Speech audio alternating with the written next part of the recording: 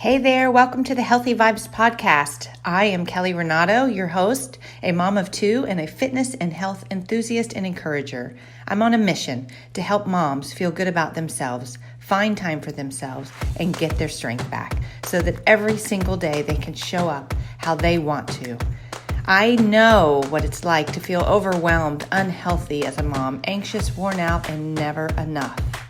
That is why I want to share with you every single week simple choices that have helped me to feel more confident and content.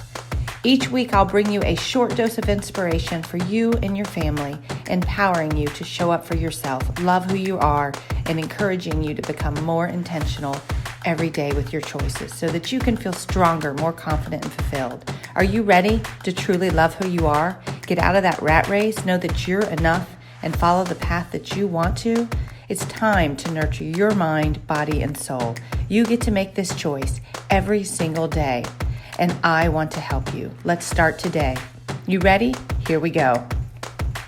Hey there, welcome to the Healthy Vibes Podcast. I'm Kelly Renato, and I am so happy you're here with me today. It's been a while since I've recorded. Life's been busy, but I am back, and I am grateful you're here with me. So today, I hope you get some encouragement from this short conversation, which is always my goal. But I want to talk about the statement, I am second. And I'm guessing maybe you've heard it over the years. You've heard of the organization, which I love the premise of the organization, I am second. But I want to kind of talk about just how I feel when I think of the I am second. And when you see, I'm a big believer in signs and affirmations and posting things all over my wall, wearing something that says it. I know there's bracelets that say I am second.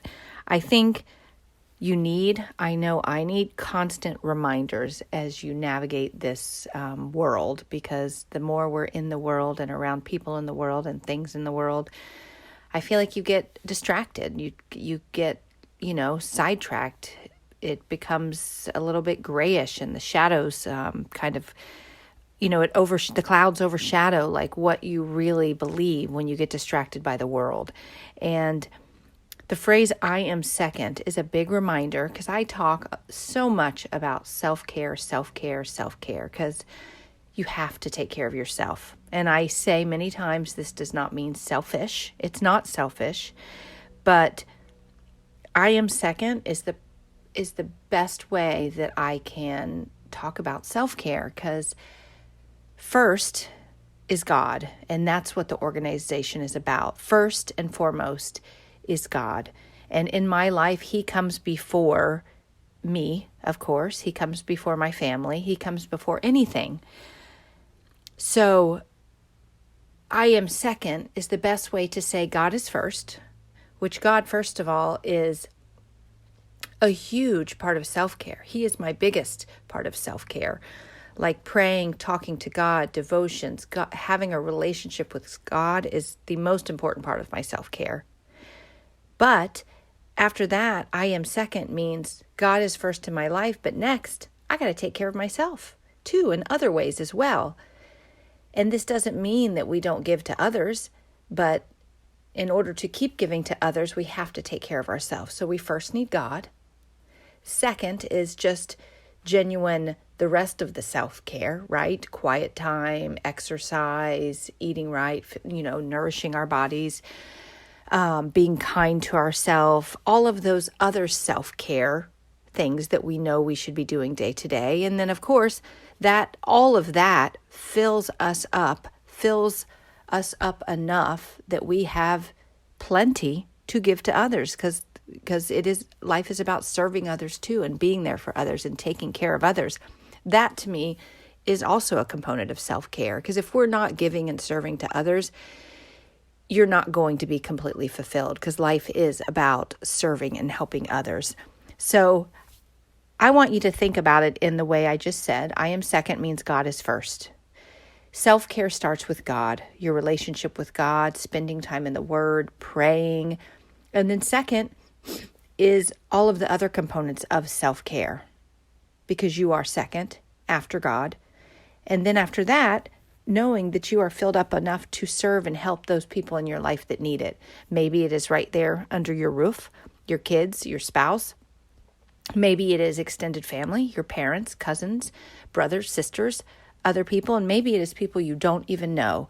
But serving is a big part of our self-care and what fills us up. I think all of the components are important, but it absolutely is first, second, and then the rest. And I feel like if you are putting, and this is where I think anger, resentfulness, unhappiness come from, is if you're not putting God first. So if you're putting yourself before God, that's when I'm blaming other people for things. I'm going to complain about what was happening in my life. I'm going to make excuses for what I'm not doing. And I promise, if you're starting down that road of anxiety, resentfulness, anger, any of those ugly feelings that I feel eat you up inside, they can create disease, they can create unhappiness, they can create depression, anxiety, relationship problems, all of those ugly feelings that you have to turn around. And I promise, if you go to God first, you're coming away from him. If you're starting to feel those, you need to go back, and the first thing you do when you first get up in the morning is get in the Word, talk to God. That is where you go back to. If you're feeling it now as you're listening to this, pause this and start talking to him right now, because it is amazing what just getting closer to him and getting to know him and having a relationship with him and talking to him like he's right there next to you, because he is, what it will do to those feelings that you're feeling. And it takes time. Sometimes, yes, I feel them completely lift off of me, but I do think it is an everyday going to God first. So self-care starts with going to him first. Not necessarily focusing on ourselves first, but it is you, by having, because he's an important relationship. So you're nurturing that relationship with him through getting to know him, prayer, talking to him. And you'd be surprised when he's first, how your happiness changes, how your perspective changes, how the way you look at other people or situations changes. So if you're feeling tired, beat down, resentful, angry, frustrated, whatever it is, stop focusing your energy on that, and right now, get in God's Word. Start having a conversation with him right now. Talk to him, pray, whatever it is. And every single one of us, it can look different, how you feel that you nurture a relationship with him. But it is a relationship. And he wants you to get to know him, get close to him, talk to him, trust him, confide in him. And that's what you should do. And that's what you do first. In all of your self-care, that's what comes first. And I feel like you have to clarify, because so many people think with self-care, it's selfish. And this, to me, is the best way to look at self-care. He is your first part of it, and then you go to the rest. But right now, today, and tomorrow, and every day, one day at a time, go to God first. And I just want you to remember that and tell yourself that.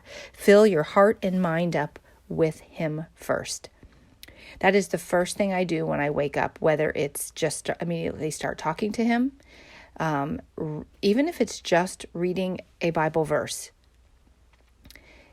Just reading it over and over, writing it down, like I do that in my journal. So when I do my journaling in the morning, there's a combination. There's a prayer section, so I write all of the people that are at the top of my prayer list that really need it. And then there's some daily ones that I always write. There's a verse that I read several times, and I write that verse. And then I go to, if there's a devotion that I'm reading, or maybe a Bible plan, or, whatever it is. Like I said, to me, it's different for everyone. There's no right way to get close to God. Everyone does it differently. Find that way that gets you closer. Try something new. If you've been doing prayers, reading devotions, try something different. Start writing down Bible verses. Start writing down prayers.